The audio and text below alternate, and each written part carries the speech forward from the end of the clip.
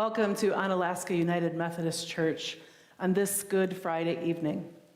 If I have not yet met you, my name is Krysta Deede, and it is my joy to be the pastoral leader here in this congregation. If this is your first time worshiping with us tonight, we're so very grateful that you have found this place to come and to be a part of the retelling of Christ's final night on earth. We don't have a good service evening bulletin tonight. We wanted you to be present to the experience. And once I have offered these introductory words, the rest of the evening I'll be seated in my place, and all of the liturgy will come from around you, that you might reflect on what this night means to you, how it has shaped you and changed you and still calls you forward. I'm hoping that you won't let the noises that you might hear in the passing by of people or cars distract you. Don't worry about the chaos that you might have come in worried about, whether you've got all the things ready for the celebration that you'll have with family or friends on Easter Sunday. Throughout this time tonight, there will be moments when you'll be invited to reflect on a question. And also, throughout this, there will be moments of pure silence that will be indicated by some chimes. And together we will sing the words to "Were You There?" Wondering, each one of us, is if we have been there when Jesus Christ was denied and mocked and put to his death. In this space, I am inviting you to be as bold as you feel tonight, to let your heart pour out, to let the weeping begin, because we are a part of this reflection and this story. Again, when you hear the chimes, Sandy will give us a few moments, and then we will sing together just the refrain of "Were You There?" So let us now enter into this time full of our sorrows and our silence as we focus on this opening question: what sorrows, yours or the world's, do you bring to this place tonight?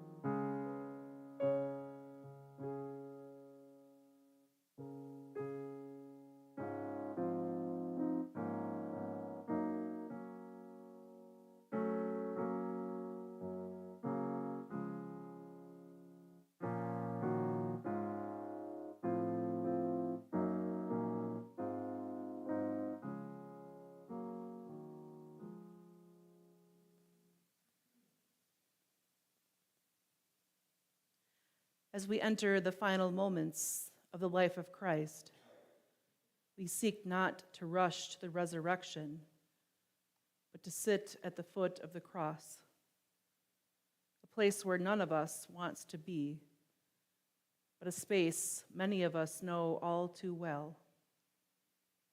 So here we are, gathered together in the discomfort and disruption, in the grief and the sorrow, and in the anger and anguish.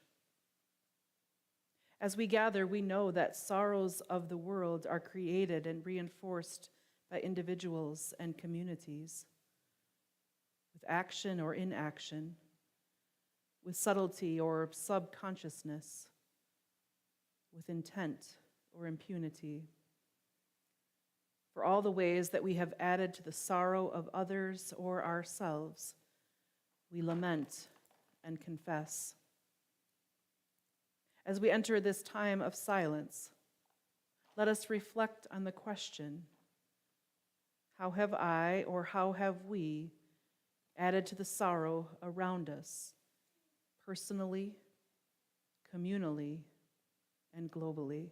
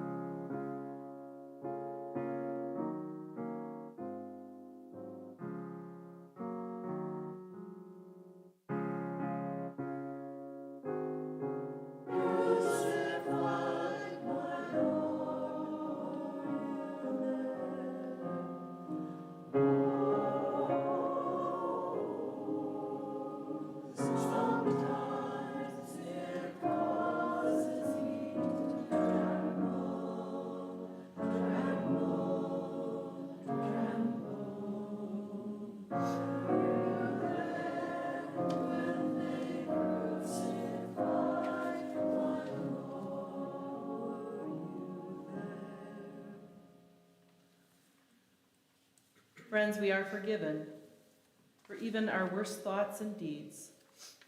We are forgiven not as humans forgive with limit, as only God is able to forgive with the Holy One's unimaginable limitlessness.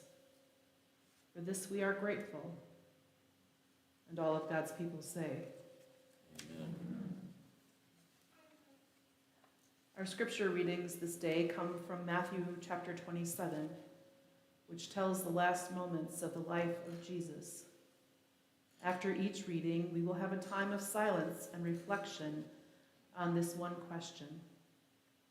How is sorrow known today? We will not be sharing answers to that question, so the Spirit's words to you are yours, and yours alone. Here is the first reading for this evening. Then the soldiers of the governor took Jesus into the governor's headquarters, and they gathered the whole cohort around him. They stripped him and put a scarlet robe on him, and after twisting some thorns into a crown, they put it on his head. Then they put a reed in his right hand and knelt before him and mocked him, saying, "Hail, King of the Jews!" They spat on him and took the reed and struck him on the head. After mocking him, they stripped him of the robe and put his own clothes on him. Then they led him away to crucify him.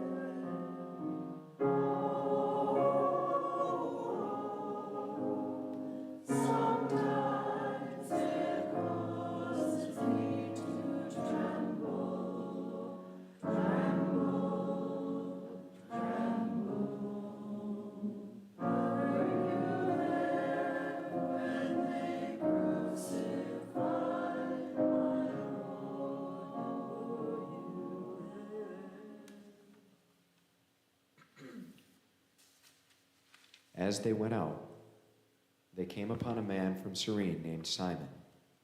They compelled this man to carry his cross. And when they came to a place called Golgotha, which means place of a skull, they offered him wine to drink, mixed with gall. But when he tasted it, he would not drink it. And when they had crucified him, they divided his clothes among themselves by casting lots. Then they sat down there and kept watch over him. Over his head they put the charge against him, which read, "This is Jesus, the King of the Jews." Then 2 rebels were crucified with him, one on his right and one on his left.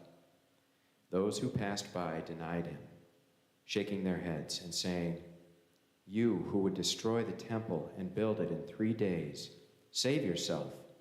If you are the Son of God, come down from the cross." And in the same way, the chief priests also, along with the scribes and elders, were mocking him, saying, "He saved others. He cannot save himself. He is the King of Israel. Let him come down from the cross now, and we will believe in him. He trusts in God. Let God deliver him now, if he wants to, for he said, 'I am God's son.'" The rebels who were crucified with him also taunted him in the same way.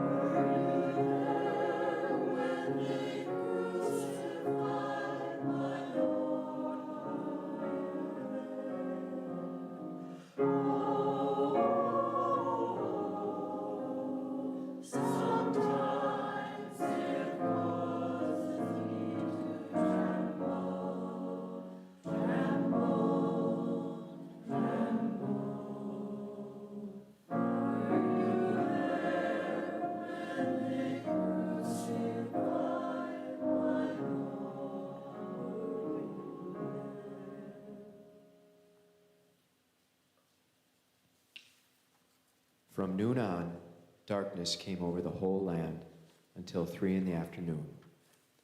And about 3 o'clock, Jesus cried with a loud voice, Eli, Eli, lema sabachthani. That is, my God, why have you forsaken me? When some of the bystanders heard this, they said, this man is calling for Elijah. At once one of them ran and got a sponge, filled it with sour wine, put it on a stick, and gave it to him to drink.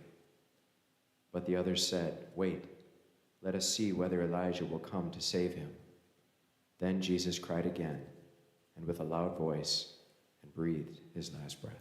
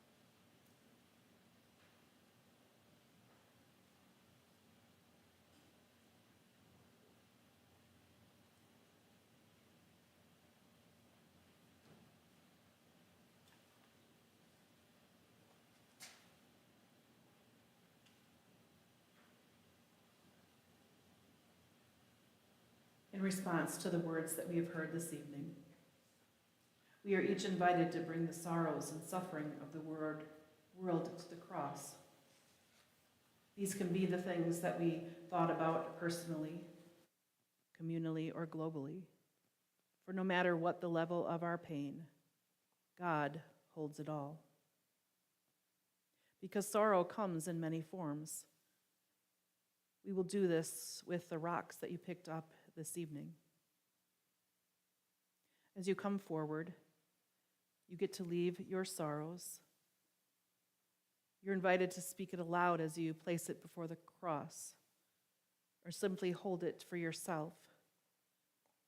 And if you prefer to remain in your seat, hold on to that stone and lift those prayers. After everyone has had an opportunity to come forward as they wish, another chime will be rung, and we will end our time as we started, in silence.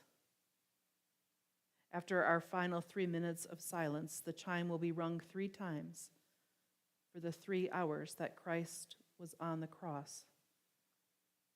At the end of the 3 chimes, we will make our way out of this place in silence. For the world was dark when the tomb was closed. So let us now offer our sorrows to God as we make our way to the foot of the cross. I invite you to join in singing the refrain again, "Were you there?"